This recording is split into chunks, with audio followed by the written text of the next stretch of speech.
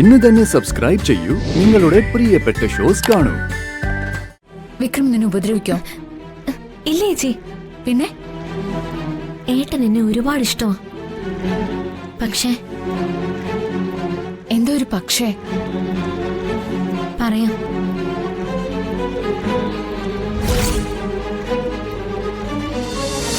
വല്ലാത്ത അവസ്ഥയായല്ലോ. സുചിത്രയുടെ മൊബൈൽ ചാർജ് ചെയ്തത്. Mobile charge. പ്രകാശേട്ടന്റെ കണക്കുകൂട്ടലൊന്നും തീർന്നില്ലേ ഇതുവരെ? എന്റെ കണക്കൂട്ടലൊക്കെ ഓരോരുത്തർ പൊളിച്ചുകൊണ്ടിരിക്കല്ലേ. നീ എപ്പോന്നു? ഇപ്പൊ എത്തിയതേ ഉള്ളൂ. അല്ല, സുചിത്രയുടെ ഇവിടെ? അകത്ത് കാണും. ഇവിടുത്തെ 2 അടുക്കള സിസ്റ്റം ഒക്കെ മാറിയോ? അത് മാറാൻ വേണ്ടി ചെയ്തതല്ലോ, സമാധാനത്തിന് വേണ്ടി ചെയ്തതല്ലേ. എന്തൊക്കെ പ്രകാശേട്ട ഈ പറയുന്നേ? ഇവിടെ എന്തൊക്കെ പ്രശ്നങ്ങൾ ഉണ്ടായിട്ടുണ്ട്. അന്നൊന്നും 2 അടുപ്പ് പൊതിഞ്ഞിട്ടില്ലല്ലോ. ഞാനും എന്റെ കുടുംബവും ഭാരമാണെന്ന് പറയുമ്പോ അത് മൗനമായിട്ട് കേട്ടിരിക്കാൻ ഈ പ്രകാശനെ കിട്ടില്ല. പറയുന്നത് ആരാണെന്ന് കൂടി നോക്കിട്ട് വേണം പ്രകാശേട്ട പ്രതികരിക്കാൻ. പ്രകാശേട്ടനെ പോറ്റി വളർത്തിയ അച്ഛനോടാണോ മത്സരിക്കുന്നത്, അതോ അമ്മയോടോ? വന്ദനെ, നിന്നേക്കാൾ കുറച്ചോണം അധികമുണ്ടതുകൊണ്ട് ഞാൻ പറയാ, അച്ഛനും അമ്മയും മക്കളുടെ കാര്യത്തിൽ വേർതിരിവ് കാണിക്കാൻ പാടില്ല.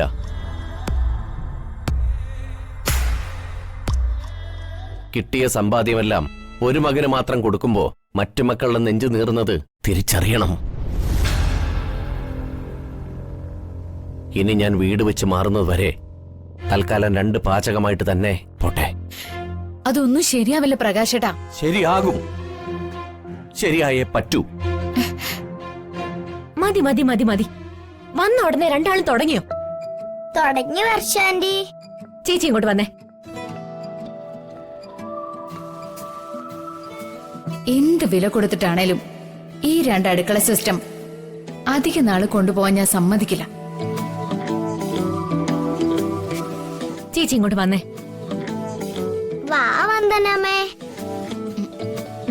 വാ വാ.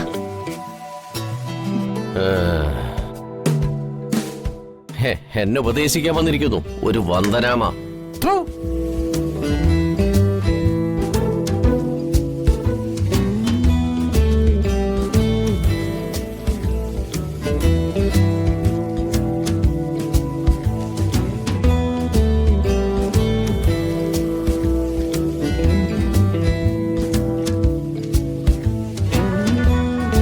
പണ്ടേ ഞങ്ങളുടെ തറവാട്ടിലും ഓരോ നല്ല കാര്യം വരുമ്പോഴും ഇങ്ങനെ കുടുംബേശ്വരി പൂജ നടത്തുമായിരുന്നു.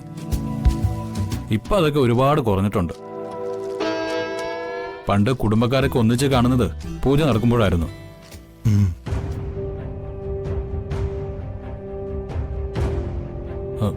മനോജൻ എന്തൊരു വിഷമം?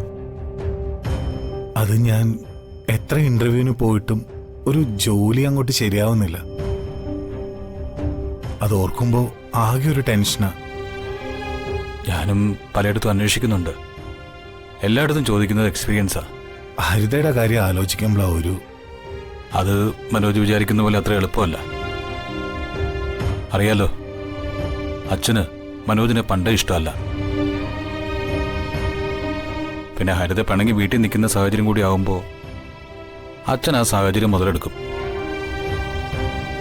കൂടാതെ അപ്പച്ചിയും വന്നിട്ടുണ്ട്. അപ്പച്ചി പറയുന്നതാ അച്ഛന് വേദവാക്യം.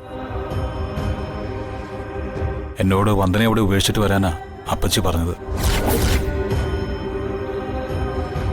ആ നിലയ്ക്ക് മനോജിന്റെ കാര്യത്തിൽ എന്ത് നിലപാടാണെന്ന് ഊഹിക്കാവുന്നല്ലേ ഉള്ളൂ. അളിയ, ഇനി ജോലി കിട്ടുന്നവരെ ഒന്നും കാത്തിരിക്കണ്ട. എത്രയും പെട്ടെന്ന് ഹരിതി അവിടെ നിന്ന് കൂട്ടിക്കൊണ്ടുവരണം. ഇല്ലെങ്കിൽ ചിലപ്പോ എന്നേക്കുമായിട്ട് ദുഃഖിക്കേണ്ടി വരും. കാര്യങ്ങളൊക്കെ ആ രീതിക്ക് മുന്നോട്ട് പോകുന്നത്. ഏയ്, വിഷമിക്കണ്ട മനോജെ. ഇവിടെ വിഷമിച്ച് തളർന്നിരിക്കല്ല വേണ്ടത്. ബുദ്ധിപരമായിട്ട് കാര്യങ്ങൾ ചെയ്യണം. കുഞ്ഞിനെ നശിപ്പിച്ചത് വന്ദനേച്ചയാണെന്ന തെറ്റിദ്ധാരണയാ ഇതിനെല്ലാം പ്രശ്നം.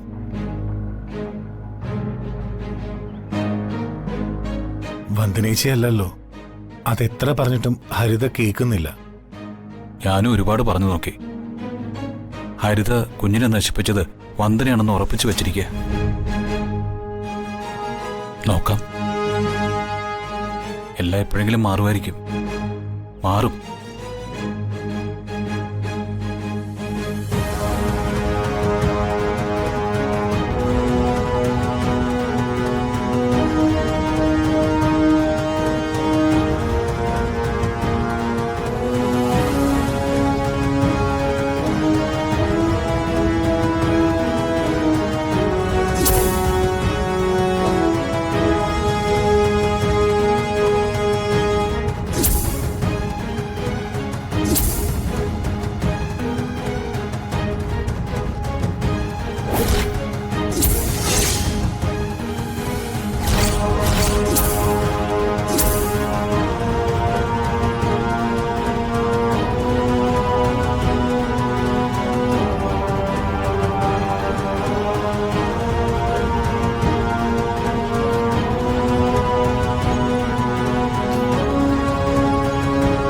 എന്താ മോളെ, എന്തു പറ്റി നിനക്ക്? നീ എന്തിങ്ങനെ വേർക്കുന്നേ? ഒന്നുമില്ല ചേച്ചി. നീ ഇത് കുടിച്ചേ.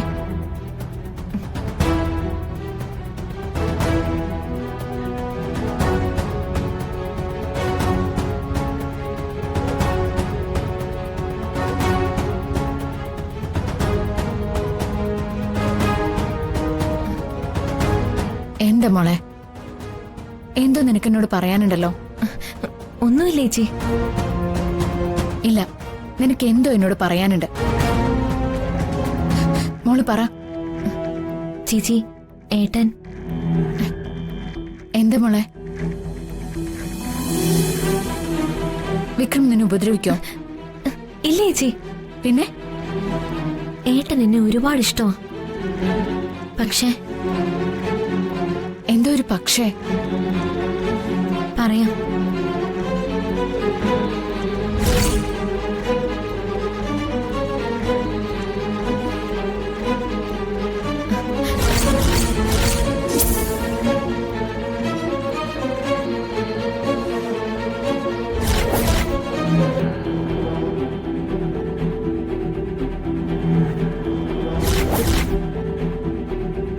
എന്താ ചേച്ചി അനിയത്തി തമ്മിലൊരു ഡിസ്കഷൻ?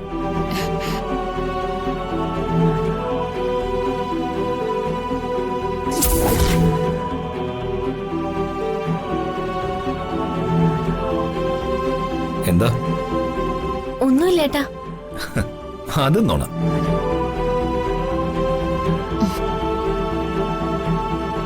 സത്യമായിട്ടും ഒന്നുമില്ല ഏട്ടാ. എങ്കി ഞാൻ പറയട്ടെ.